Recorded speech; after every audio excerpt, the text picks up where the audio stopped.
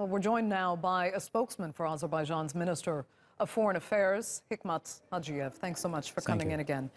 I would like to start again with your personal perspective and tell us how this anniversary actually resonates with you as an Azerbaijani and with people across your country. It's a sad story for the people of Azerbaijan. It's also a tragic story. And in the course of the Armenia's aggression against Azerbaijan, it's a culmination of the tragedy that this war caused for Azerbaijani people.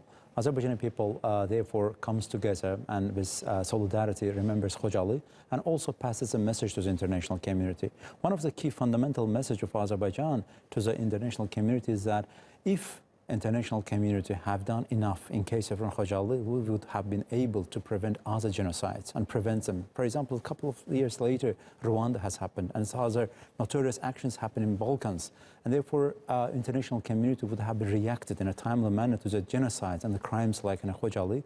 And we have enough international instruments to provide justice to these issues. And unfortunately, we sometimes see a politicization of international legal instruments as well. And what's frustrating then at this point is that it is considered by many as a so-called frozen conflict, with Azerbaijan blaming Armenian aggression and the Armenians blaming Azerbaijani aggression. How does this get resolved? What role can the international community play, especially the most influential actors, including Russia and France, for example, to end this conflict and bring status to Karabakh? And actually, this conflict is not frozen, it's an active military engagement, and armed forces of two countries are face-to-face. And it's a fundamental question we should ask here, why Armenian armed forces in a sovereign nation having its military forces in the occupied territories of Azerbaijan?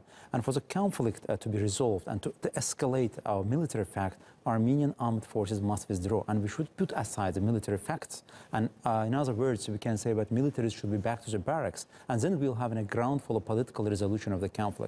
And OSCE Minsk Group co-chair countries, that's Russia, United States, and France, and since 1994 are engaged in this resolution of the conflict, but unfortunately we don't see any particular result. And resolution of the conflict in general, we should abide by the core principles of the international law. Otherwise, we will return back to the 30s or 40s of the last century, when one country, by use of force, occupied territories of another country. That's unacceptable. By use of force, acquiring territory is also unacceptable in the 21st century. Therefore, we are calling for Armenia to come and sit on the table for civilized resolution of this conflict and build civilized relations with the neighboring countries. And a fundamental issue here is the withdrawal of Armenian armed forces. That's also demanded in the resolution of the United Nations Security Council.